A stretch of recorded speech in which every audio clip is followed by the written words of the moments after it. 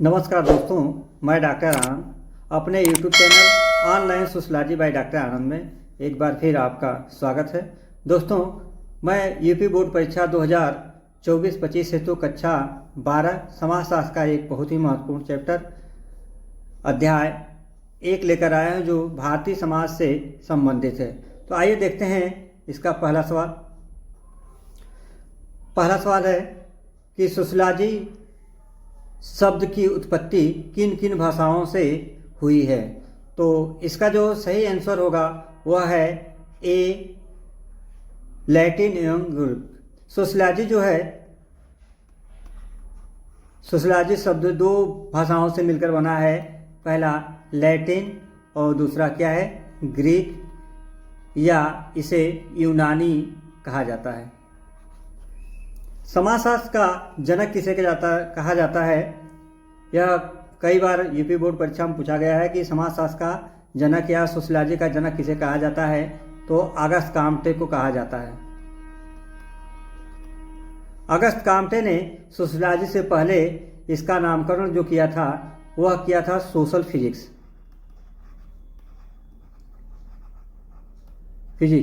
लेकिन 1838 ईस्वी में कई बार यह प्रश्न पूछा गया कि समाजशास्त्र का उत्पत्ति कब हुई है।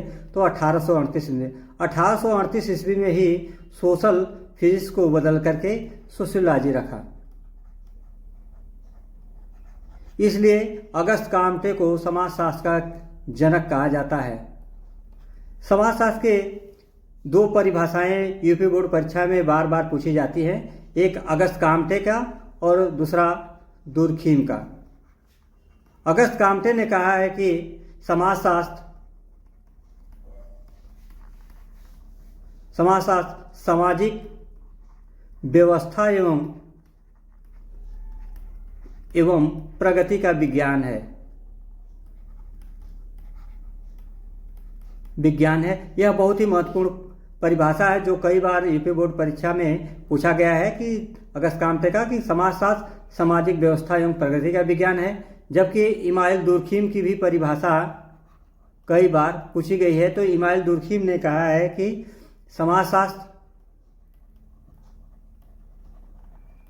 समाजशास्त्र सामाजिक प्रतिनिधानों का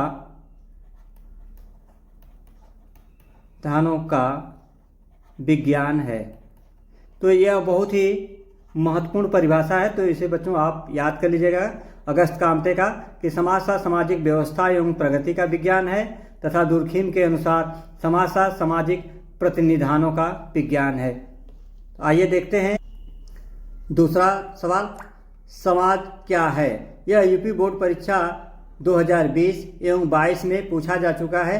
तो यह बहुत ही महत्वपूर्ण है कि समाज है क्या। तो समाज जो है कि यह एक महत्वपूर्ण अवधारणा है। तो इसका जो ऑप्शन सही होगा वह बी सही होगा। तो समाज है क्या, मैकाइबर एवं पेज ने कहा है कि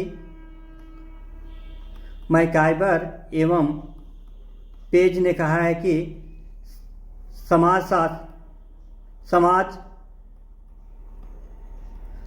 सामाजिक संबंधों का जाल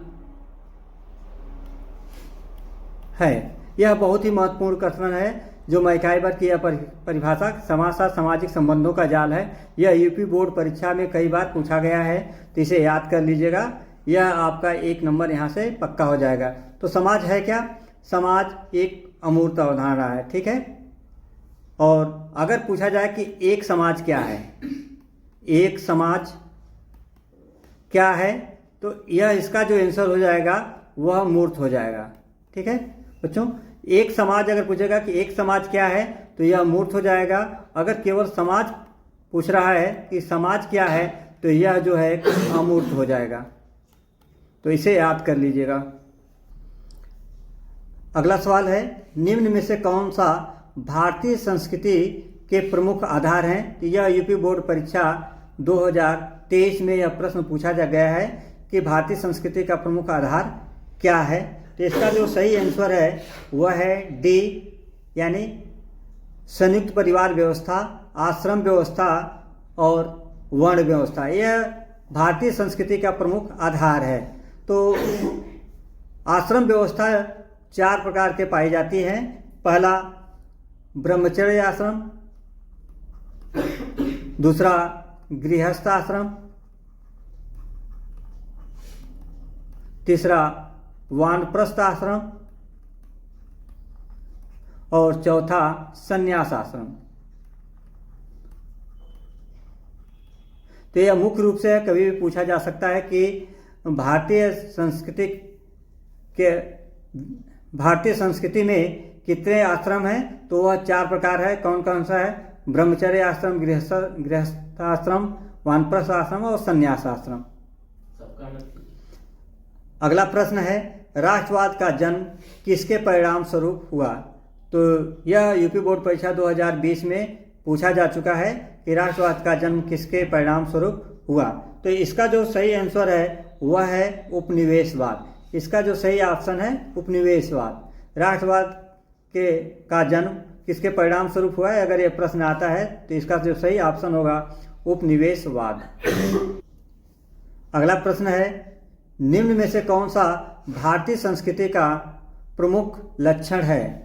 तो इसका जो सही आंसर होगा वह है डी। भारतीय संस्कृति का प्रमुख लक्षण है प्राचीनता, दृढ़जीवता और सहिष्णुता। तो जब ऐसा प्रश्न आ जाए तो इसका उपयुक्त सभी प्रश्न क्या है, उत्तर सही होगा। आइए देखते हैं अगला सवाल।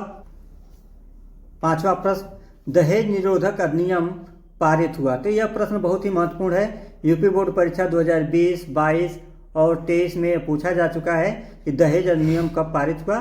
तो यह दहेज अधिनियम जो पारित हुआ वह सी ऑप्शन है 1961 में।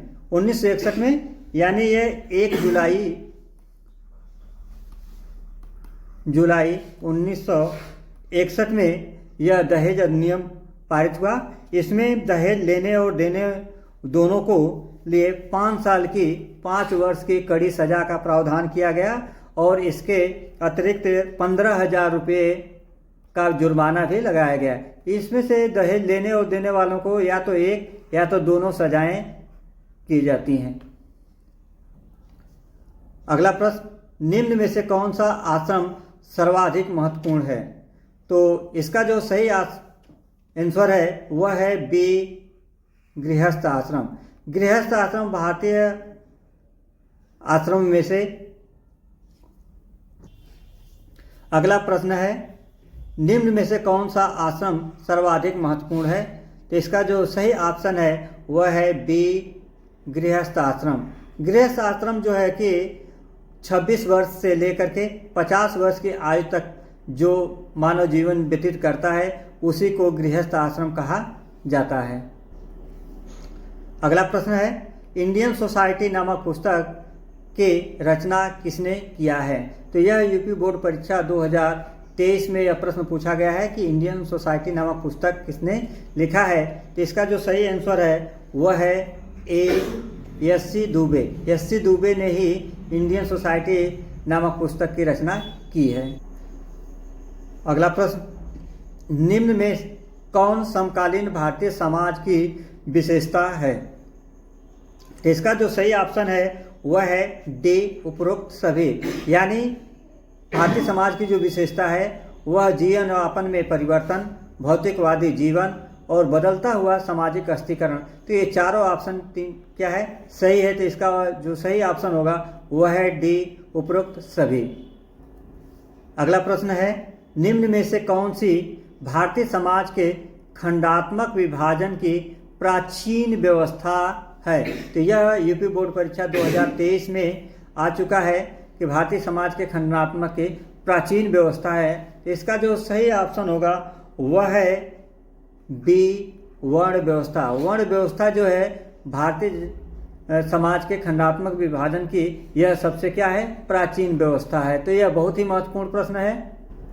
अगला प्रश्न है, योगेंद्र सिंह की कृति कौन सी है? यह यूपी बोर्ड परीक्षा 2023 में यह प्रश्न पूछा गया है कि योगेंद्र सिंह की कौन सी कृति है। तो इसका जो सही आंसर है वह है सी, मॉडर्नाइजेशन ऑफ इंडियन ट्रेडिशन। यह यूपी बोर्ड परीक्षा में पूछा गया है कि योगेंद्र सिंह की कौन सी पुस्तक है।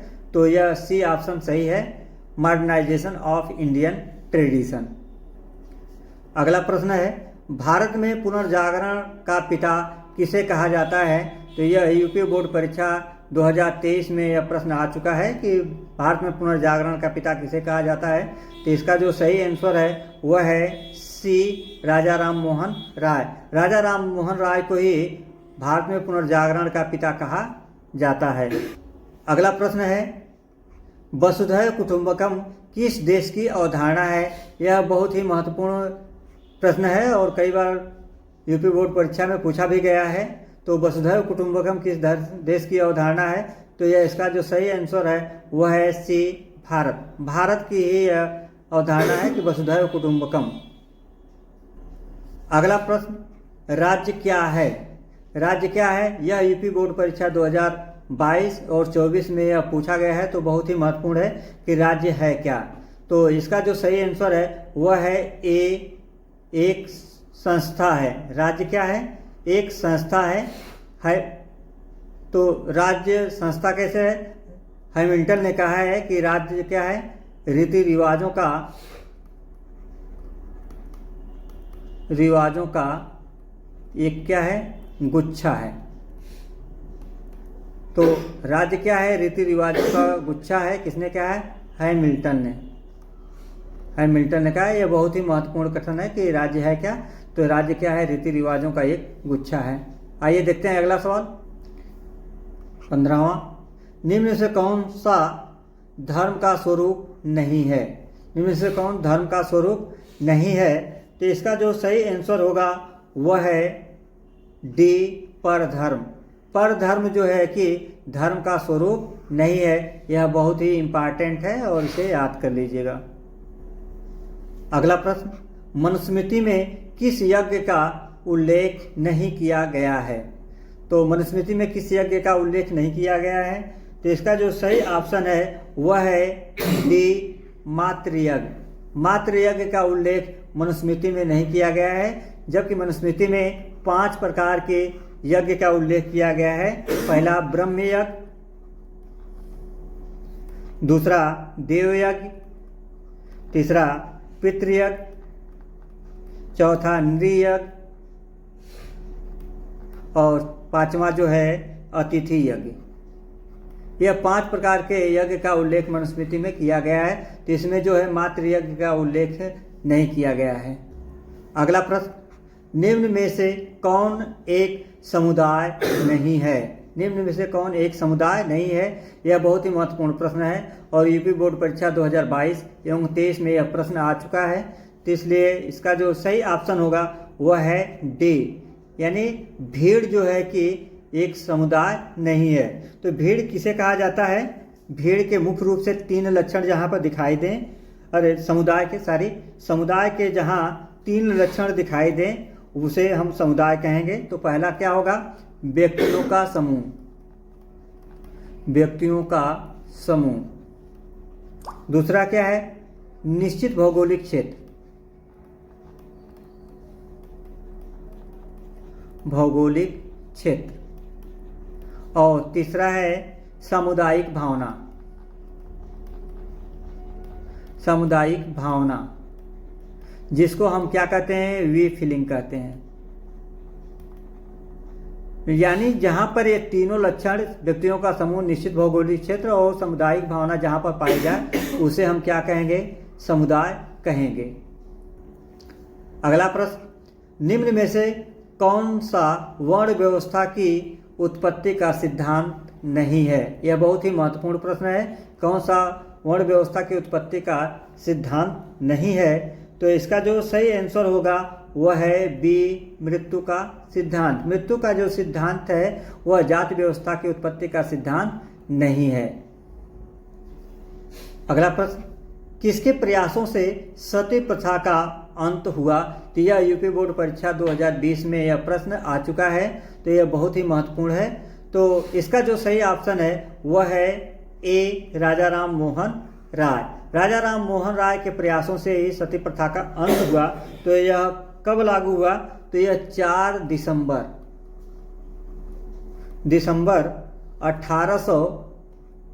1929 में सती प्रथा निषेध अधिनियम बना और इसको अधिनियम को लागू करने वाला कौन था? भारत का प्रथम गवर्नर जनरल। भारत का प्रथम गवर्नर जनरल कौन था? लॉर्ड विलियम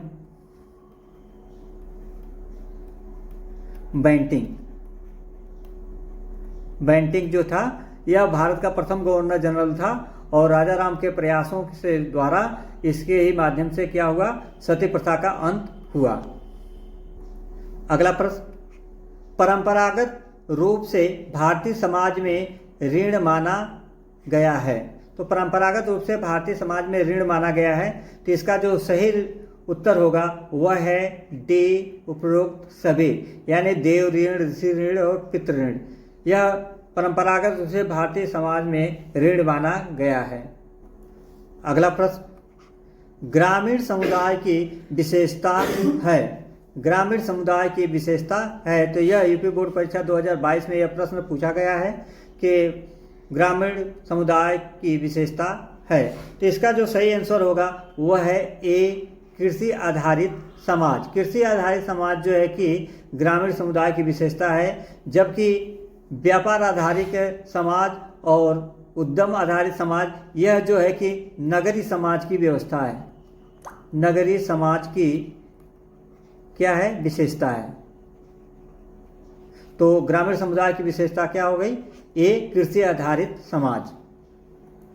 अगला प्रश्न, उपनिवेशवाद का संबंध है। यह यूपी बोर्ड परीक्षा 2020 में पूछा गया है कि उपनिवेशवाद का संबंध किससे है? तो इसका जो सही आंसर है वह है बी, साम्राज्यवाद से। उपनिवेशवाद का संबंध किससे है? साम्राज्यवाद से। अगला प्रश्न, उस संस्कार को क्या कहा जाता है जिसमें व्यक्ति यज्ञोपवीय धारण करता है? यानी उस संस्कार को क्या कहा जाता है जिसमें व्यक्ति क्या करता है? यज्ञोपवीय धारण करता है। तो इसको जो सही आंसर होगा वह है बी, उपनयन। उपनयन संस्कार के बाद ही व्यक्ति क्या करता है? यज्ञोपवीय धारण करता। अगला प्रश्न है 24 कि principle of sociology, principle of sociology के लेखक हैं। तो यह यूपी बोर्ड परीक्षा 2023 में यह पूछा गया है कि प्रिंसिपल ऑफ सोशियोलॉजी के लेखक कौन है। तो इसका जो सही आंसर है वह है ए, हर्बर्ट स्पेंसर।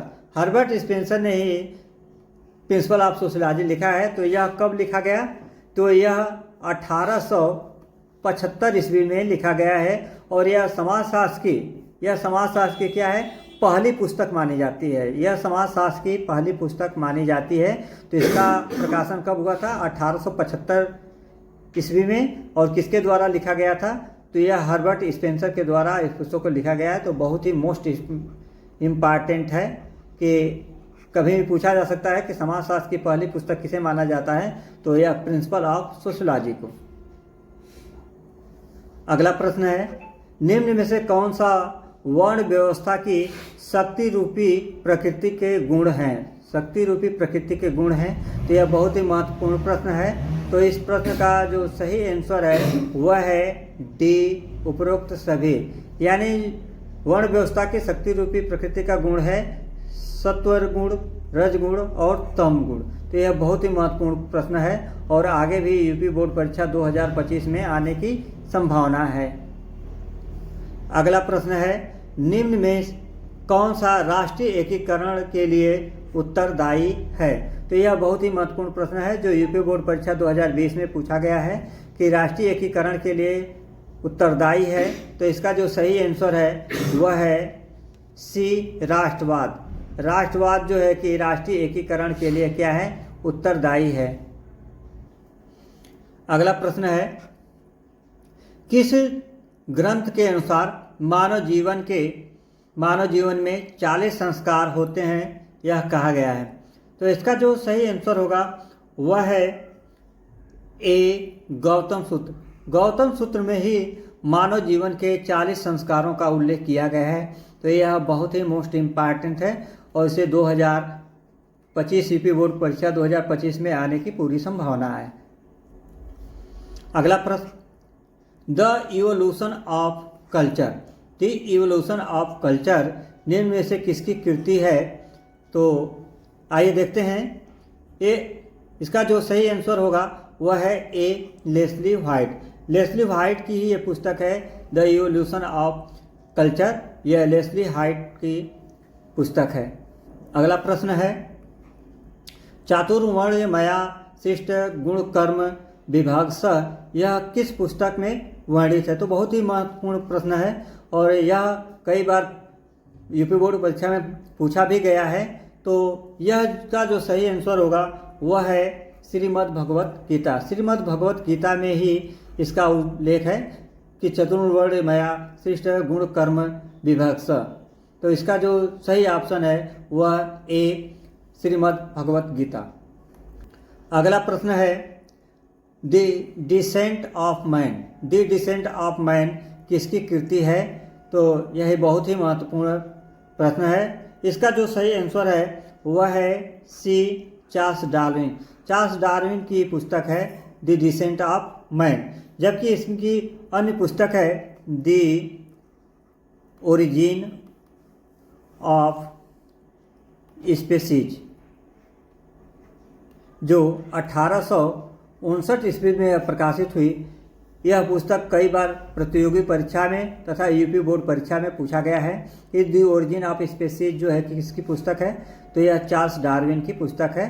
चार्ल्स डार्विन की पुस्तक जो है कि ओरिजिन ऑफ स्पीसीज और डिसेंट ऑफ मैन, दोनों ही पुस्तक चार्ल्स डार्विन की है।